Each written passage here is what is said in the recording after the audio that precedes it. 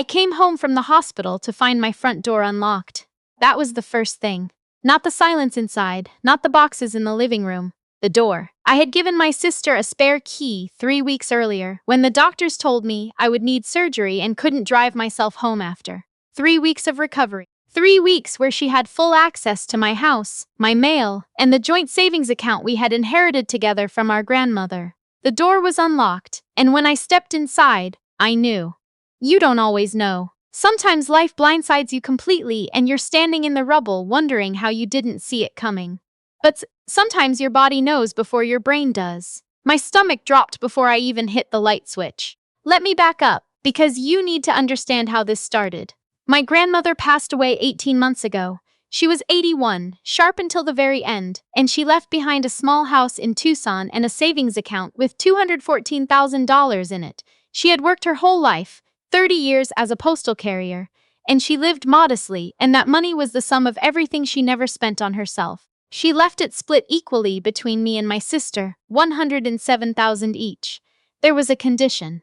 Grandma had this idea. I think she got it from watching too many news segments about how families fall apart over inheritances. She had this idea that if we kept the money in a joint account for 2 years before splitting it, it would force us to stay close, to check in on each other. She wanted it to be a reason for us to keep talking. Her estate attorney explained it to us at the reading, and my sister smiled and said it was the most grandma thing she had ever heard. I agreed. I thought it was sweet. That was mistake number 1. My sister is 4 years older than me. Her name is not important right now. What matters is the pattern. And if you've ever had a sibling who believed the rules of fairness simply did not apply to them, you already know the pattern. She's always been the type who borrows and doesn't return, who shows up late and leaves early, who has a reason for everything, a really good reason, a reason that sounds almost reasonable until you add it up next to the last 12 reasons. For the 2 years the account was frozen, she barely called. I'd reach out, she'd respond days later with a string of excuses. Busy with work, going through something, I'll explain later. I got used to it. We were never particularly close as adults, but I figured the money would be there when the time came and we'd split it and go our separate ways, and that would be that. Then I got sick. It wasn't anything life-threatening. I want to be clear about that because I know how these stories can spiral. It was my gallbladder, infected, badly, the kind that the ER doctor described as weeks overdue, and looked at me like I'd been ignoring symptoms, which I had because I was in the middle of a project deadline at work, and I kept telling myself it was stress. By the time I finally went in, I needed surgery and a week in the hospital followed by 2 weeks of recovery at home. I called my sister from the hospital bed. She answered on the second ring, which surprised me. I told her what was happening. She said, "Oh my God, of course I'll help." She came to the hospital. She sat with me after surgery. She drove me home and stocked my fridge and said she'd check in every few days. I gave her the spare key. I also added her as an authorized user on my personal checking account, just in case I needed her to pick up prescriptions or handle anything while I was down. I did not give her access to our grandmother's joint account. There was no reason for her to have it. The 2-year hold period had just ended, 6 weeks earlier. We had talked about dividing it up once I felt better, once I had time to sit down with my bank and set up the transfer properly. There was no urgency. Or so I thought. I was in recovery for 19 days.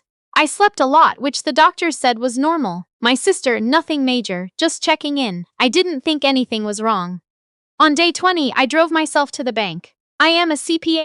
I have been a certified public accountant for 7 years.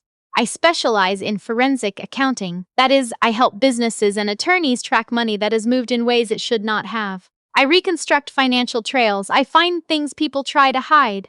It's methodical work, and I'm good at it. And I say that not to brag, but because what happened next is so specifically ironic that I still have to laugh at it sometimes, in the way you laugh at things that are not funny at all. I sat down across from the bank associate, gave my account number, and asked for a statement summary on the joint account. She typed for a moment. Then she looked at her screen. Then she looked at me. "Ma'am," she said, "this account has a 0 balance." I made her say it again. 0. The account had been emptied 18 days earlier, while I was lying in a hospital bed recovering from surgery, with a drain still in my side. $196,000, our original deposits, minus some administrative fees that had been deducted over the 2 years, gone. Wire transferred out in 2 transactions. The authorized signatory on both transfers was my sister. I sat in that bank chair for a long time. The associate was very kind. She printed everything out for me.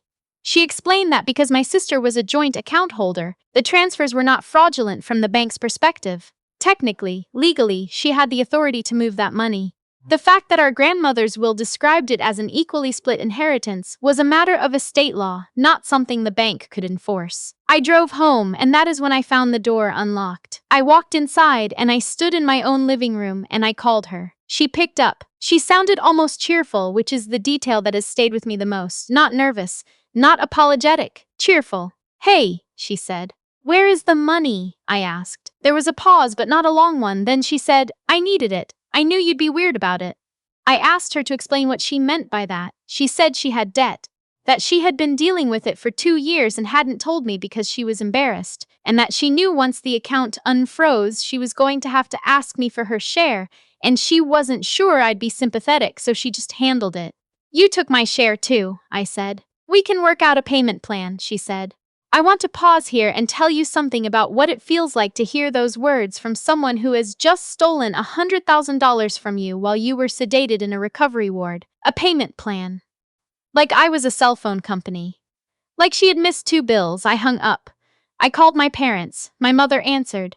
And within 30 seconds, I understood that she already knew. My sister had called them the week before, while I was still in recovery, and had told them what she had done and apparently asked them to help her figure out how to tell me. My mother's exact words, delivered in the tone she uses when she thinks I am being dramatic, were, "She was in a really bad place, honey. She needed it more than you did right now." I said, "Mom, I was in the hospital." She said, "I know, but you're going to be fine. You have a good job. She doesn't have your options." My father got on the line and said that family works these things out internally and that I needed to think carefully before I did anything that would damage relationships that couldn't be repaired. I thought about that word, damage. I thought about who had done the damaging. I said, "I'll be in touch," and I hung up. Then I sat down at my kitchen table with my laptop and I went to work. Here is what most people don't understand about financial crimes. They almost always leave a trail. Not because criminals are stupid necessarily, but because money has to go somewhere. It doesn't disappear, it moves. And every time it moves, it creates a record, and every record is a thread. And if you know how to pull threads, you can unravel almost anything. I started with what the bank had given me.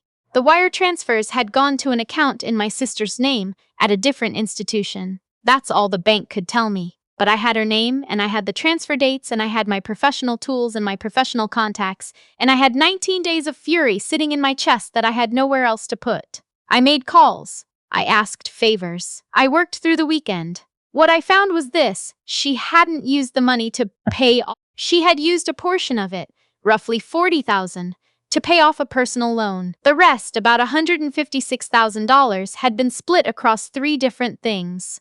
A new car, purchased for cash. A vacation, Cabo, a resort 15 nights, booked for herself and a man I didn't recognize. And the remainder had been moved into a brokerage account that she had opened the week before she emptied ours. She spent our grandmother's money on a vacation she took while I was in a hospital bed.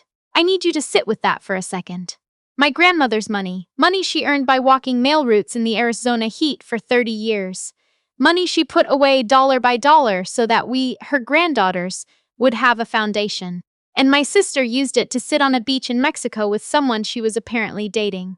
I have never in my life felt the specific clarifying anger I felt in that moment. It wasn't hot. It was cold. Very, very cold. And very precise. I knew exactly what I was going to do. I called an estate attorney. I explained the situation, the joint account, the terms of our grandmother's will, the transfers, and she told me what I already suspected, that while the bank couldn't act, I had a civil claim for the misappropriated inheritance funds, and potentially a stronger case given the will's explicit language about equal division. She also told me something I had not considered, that depending on how the estate documents were structured, my sister may have committed a breach of fiduciary duty since she had, at one point during the probate process, been designated as a co-executor. That was the thread I needed. I also called the bank where her brokerage account was held. I didn't expect them to help me directly, but I wanted to understand whether a freeze was possible pending civil litigation. My attorney made that call officially the following week. In the meantime, I did something that was not in any legal strategy guide. I waited. My sister texted me twice during this period, once to ask if I was still upset, and once to say she hoped I was feeling better physically. I didn't respond to either. I let her believe I was processing. I let her believe the story she had told herself, that I would eventually calm down, that I would eventually understand, that I was the type of person who would absorb this the way I had absorbed everything else she had ever taken from me. She had known me my whole life. She had badly misjudged me. 6 weeks after I left the hospital, my attorney filed a civil suit. 2 days after that, the brokerage account freeze went into effect. My sister called me 4 times that afternoon. I did not pick up. She called my mother, who called me, who told me I was nuking the family and that I needed to pump the brakes. I said, "I'll call you after the process server visits her." My mother did not respond well to that. What happened over the next 3 months was methodical and unglamorous and deeply satisfying in the way that doing something correctly is always satisfying. My attorney was good. The documentation I had compiled, the transfer records, the travel booking confirmations, the car purchase record, the brokerage account statements, made the picture extremely clear. My sister hired her own attorney. Her attorney tried, initially, to argue that the joint account transfer was legal and that our grandmother's will was separate from the account mechanics. That argument lasted about 2 weeks before it fell apart because the will's language was specific and the co-executor designation was specific, and my sister had signed documents during probate acknowledging the equal split terms. I also pursued something my attorney called a constructive trust claim, essentially arguing that the money she held, even if she had legal access to move it, was being held in trust for both of us by the terms of the estate. That's a harder argument, but we had the documentation to support it. Her car was included in the asset recovery pool. The brokerage account was frozen and later attached. The Cabo resort booking was documented as evidence of the spending pattern. My sister called me finally, 3 months into litigation. Not to apologize, to negotiate. She said, "Can we just end this? I'll pay you back over 5 years. I said, "My grandmother didn't earn that money over 30 years for you to pay it back to me over 5. She said, "I don't have it anymore." I said, "I know exactly what you have and where it is. So does my attorney." There was a long silence. Then she said, "You're really gonna let them take my car?" I said, "You really took my half of Grandma's savings while I was in a hospital bed." She hung up. The case settled 7 months after I filed. She did not get to keep the car. The brokerage account funds were divided and returned, minus what had already been spent, which then became a structured repayment obligation. She paid restitution on the misappropriated funds with interest because my attorney had made sure the settlement terms included a compounding clause.